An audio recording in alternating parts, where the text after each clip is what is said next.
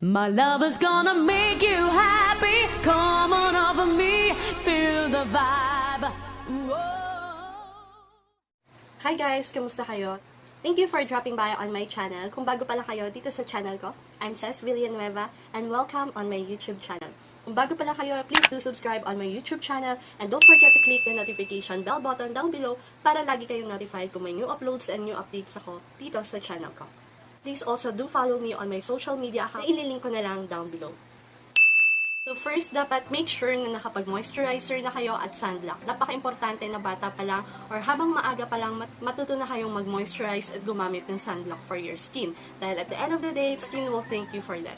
So nakapag-moisturize and sunblock na ako kanina. Ngayon, maglalagay lang ako ng face mist para i-prep yung skin ko. Bakit importante na maglagay kayo ng moisturizer or sunblock sa face niyo bago kayo mag-start kahit pulbo lang yung ginagamit nyo is para may kapitan yung powder or yung product or yung makeup product sa skin niyo. So,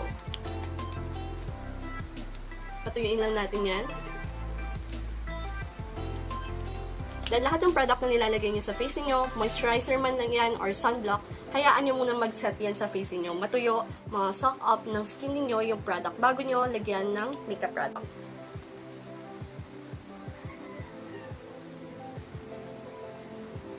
So, may dalawa akong product na gustong i-share sa inyo na ginagamit ko pagka gusto ko yung Gandang Pulbo at Liptint lang. First is this HBC Crayon na very affordable lang siya para sa mga estudyante, lalo na sa mga high school students. Powder. Okay na okay to kasi meron siyang extra skincare, which is vitamin A and vitamin E na okay na okay at maganda for your skin. Next na gusto kong product na i-share is this Elana Cosmetics.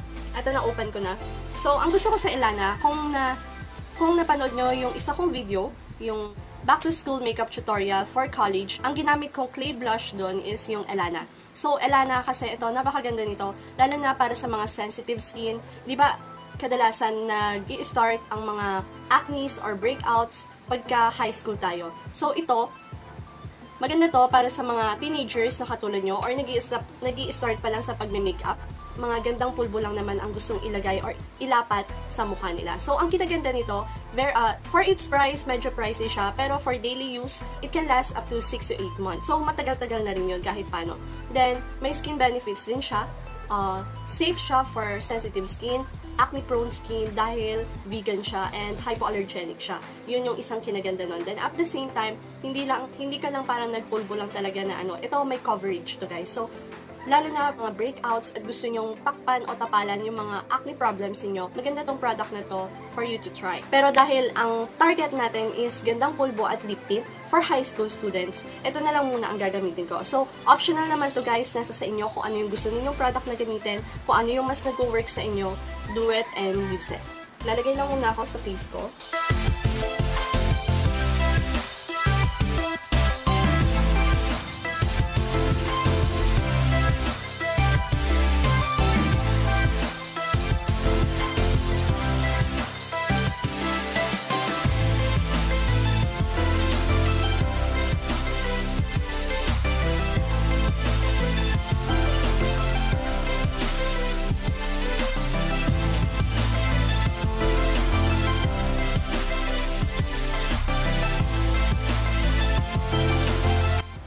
Then, one tip ko rin guys, para hindi mamuo sa inyo yung powder, bago kayo maglagay ng powder sa face niyo, make sure na dapat tuyo yung face niyo, walang sweat, walang any other na hindi siya basa. Walang basa dyan, walang sweat na namumuo or nangyayari dyan bago nyo lalagyan ng powder. So, naman natin, optional naman to sa inyo guys, nasa sa inyo kung gusto nyo gawin to, is mascara. So, ang gagamitin kong mascara is this from Maybelline, Lash Sensational Waterproof Mascara.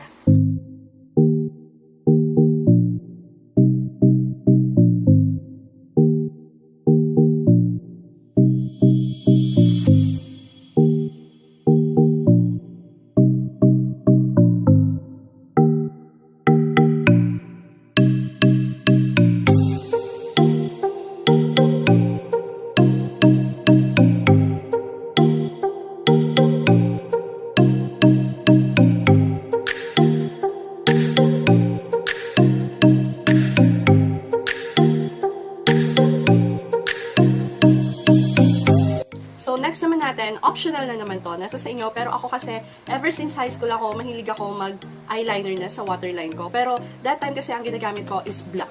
So, feeling ko noon talaga is pag nag-eyeliner ako, ang ganda-ganda ko. Pero ngayon nakikita ko, medyo disaster pa lang dito. Pero ito, gagamitin ko is yung brown eyeliner from Nichido na ginamit ko rin sa kilay ko. Yung kilay, guys, optional naman yun ha. Merong mga high school student na hindi nagkikilay, pero dahil hindi naman ako high school, at ang kilay ko medyo disaster, kaya kailangan ko magkilay.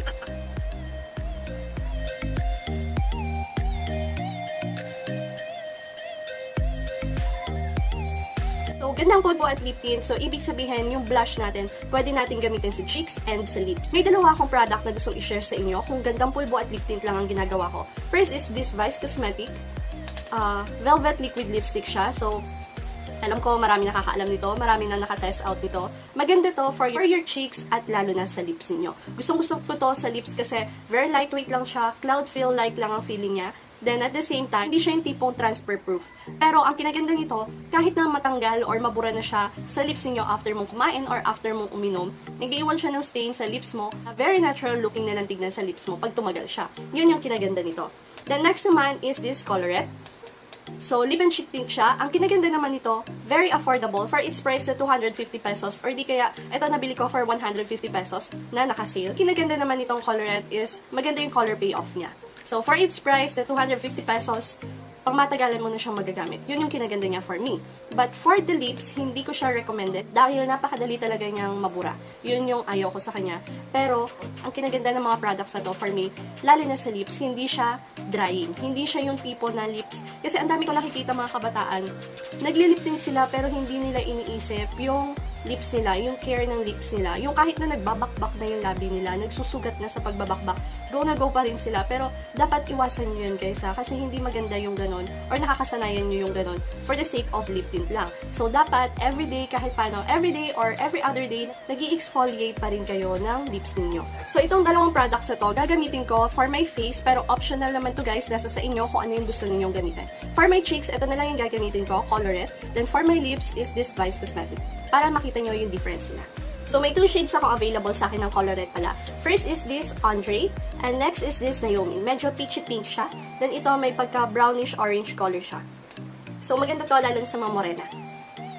So, maglagay na tayo sa ating cheeks. So, pakonti-konti lang dito sa product na to kasi very pigmented siya guys. Ayun o. Yung 1 dot lang, very pigmented.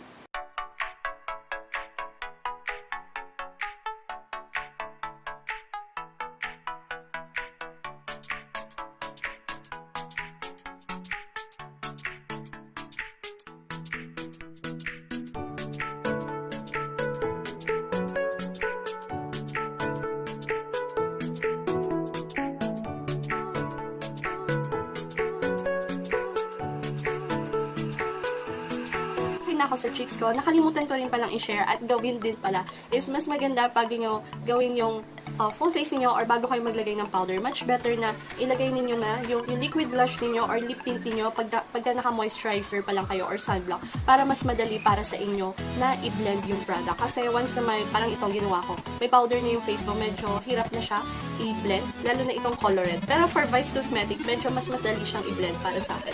So, next naman natin is lips na. So, ito, dapat nakapag-exfoliate kayo ng lips niyo bago gamitin tong product na to guys ha, kasi na-emphasize niya yung dryness ng lips pagka hindi ninyo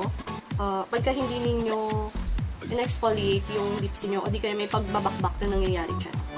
So, maglalagay lang dito, then i-spread ko siya like that, then i-blend ko siya ng finger ko.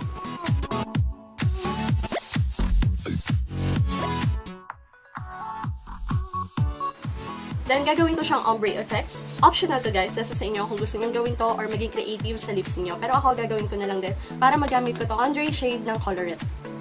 Lalagay ko lang siya sa center.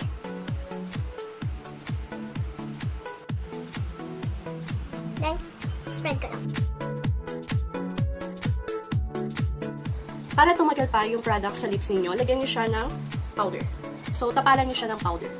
Yung powder na ginamit natin kanina, lagyan na natin, pakonti-konti lang. Yan. Then, lagay ulit natin siya. para mas matagal yung product. Itong technique na to guys, hindi lang to nag-start nung nagkaroon ng mga lip tints ha. Ito, ginagamit na tong technique na to ever since na ang mga lipstick pa lang ay yung mga usual bullet lipsticks. Yun. Ginagawa na namin to. So, nag-work din siya sa lip tint.